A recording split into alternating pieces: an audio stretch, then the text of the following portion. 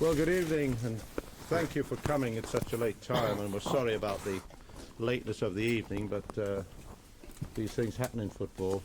And perhaps before we start, can we make sure all the mobile phones are off for everybody else's comfort?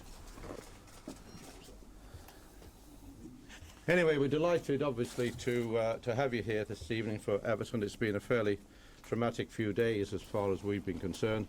But we're delighted to obviously introduce David to you.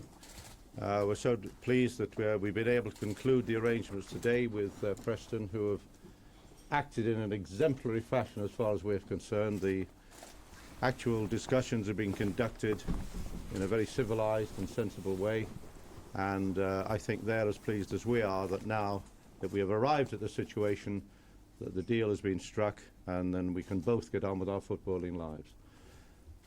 So I think as far as we're concerned, David is here. He'll answer questions for you, as will Bill Kenwright or myself and anybody else around the table. So over to you.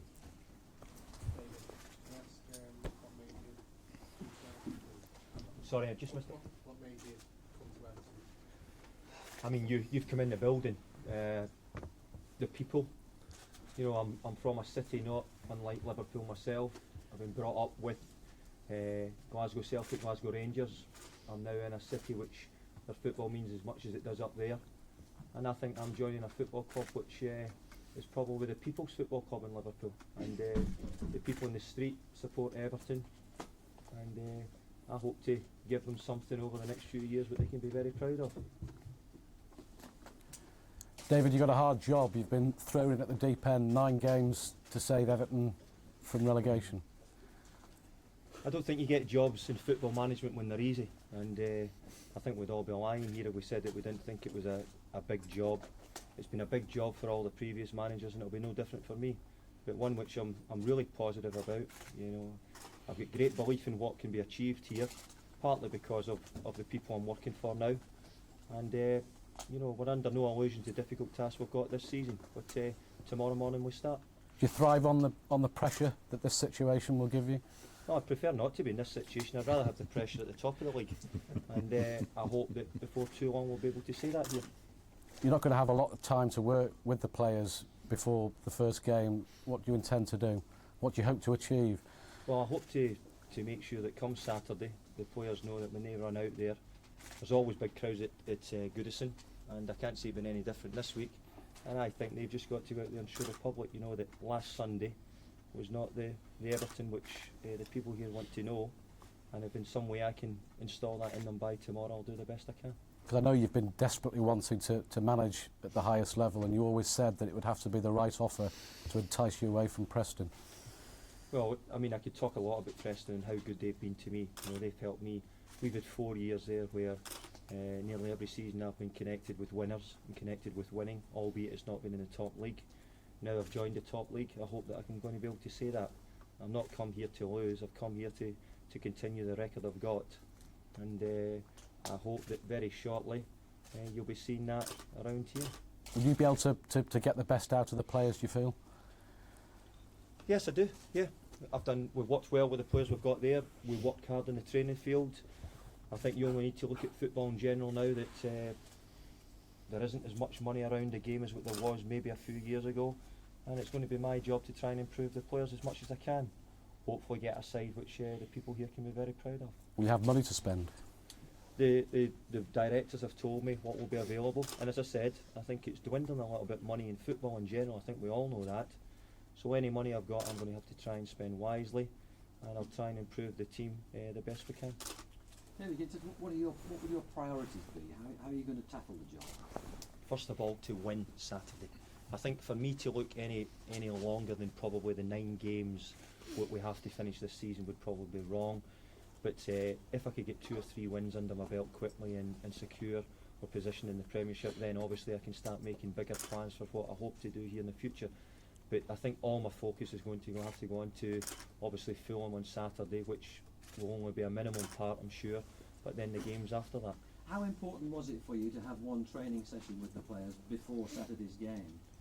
Well, I don't know how much I'll be able to do on a Friday to influence them in any way, but I think it will be important that they now see that there is somebody at who's managing the club. I'll hopefully have a chance to speak to them tomorrow and just reassure them about myself and who I am, and let them know. Can you tell us what sort of a man you are? I mean, you come from Glasgow. You've been likened to Sir Alex Ferguson. I mean, do you like that sort of comparison?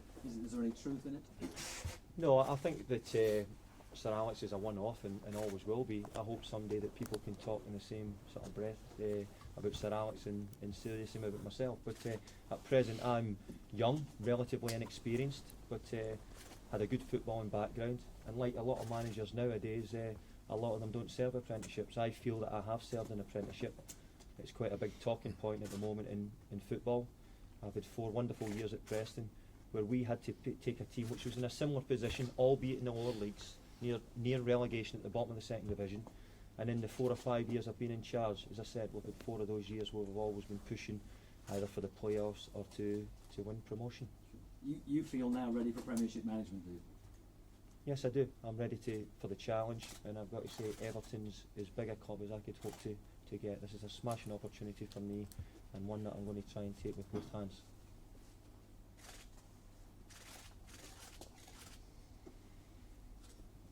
David, it's been a hectic whirlwind 36 hours. When the phone call first came, was it yes straight away? Yes, it was. I mean, I think that I have been linked and I have spoken with other clubs in the past, but I've said prior to coming here I worked for good people who allowed me to manage, allowed me to do the job at Preston North End, and it was going to take a good offer and a big club for me to go away from that. And Everton's done that for me. When I heard Everton were interested, you don't come to football clubs who have 40,000 people follow their team most weeks. You've got to be very lucky, and I'm very privileged now to be given this opportunity. Will you be bringing in any of your own backroom staff? Yes, I will be in time, but at the moment, as I said, the biggest focus has got to be on the team and the team performing now and making sure that Everton are a Premiership side. For me to really go into anything else just now would be wrong and probably not the right time. But in time, once I've assessed the whole club and had a quick look around, which I need to do, I will then be ready to make some decisions. You obviously know all the Everton players. What view from afar? What do you think of the current squad? Well, I think if you look at the current squad on paper, you would say that that's as good a squad as is probably a majority of the sides in the division. Maybe not getting into the top of the league. So what they've got there should be able to work. We now need to try and get them back on track. I know it's been a difficult period for everybody, the players and the directors as well. So the quicker I get them back and get them ready and get some wins under the belt, I'm sure everybody will feel much better. So often you see the syndrome when a new manager comes in and it provides the spark and it works and they change results. You need that to happen, don't you? We want that to happen, and that's what we're aiming for immediately. Can I ask Sir Philip what qualities you saw in David initially that made him your first choice? And was there possibly a hint back to the time you appointed Neville in the early 80s, bringing a manager from the lower divisions into the place? I think the most important aspect as far as we were concerned was the question of youth, young, potential, performance, track record, everything you look for, not only in football managers but in managers generally in any sort of life. And David has developed all these, and as he rightly said, he's had his apprenticeship, which has been extremely successful. I mean, it's slightly unfortunate in many ways for the club he's coming from because they've been doing so well. But these are the qualities that we're looking for in a manager, and we just hope that he continues to progress and bring all of those qualities to the club and the development that will make for us. So Philip, what will you be doing to try and make sure that the club can support David and give him a platform for success? You mean financially? Well, just as a club, the infrastructure of the club. Well, I think the overall infrastructure of the club actually speaks for itself. I mean, we've seen this over the years.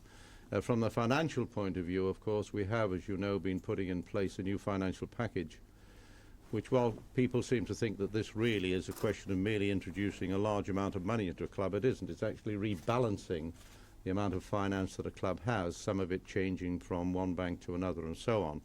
But from that point of view, I think we're in a stronger position than we have been for some time to actually to be able to support David and give him some strength some strength in terms of rebalancing the squad, which may mean, of course, that people will be leaving the squad as well as joining it.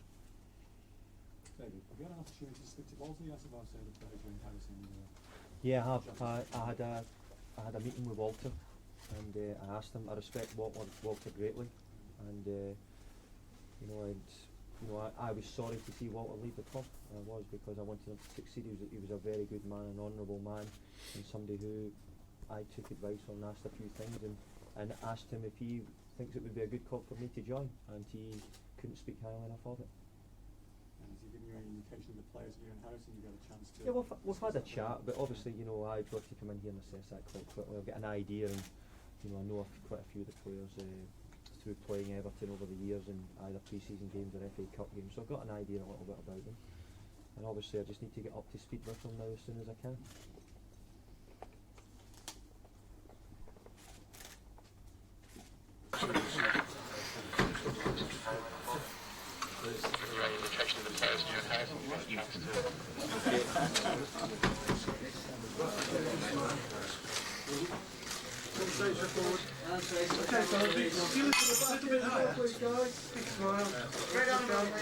It's a little bit higher. Smile, Bill.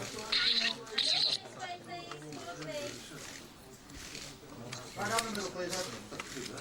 Big smile, right to the front row. One more side there. So one of David by himself. Yep.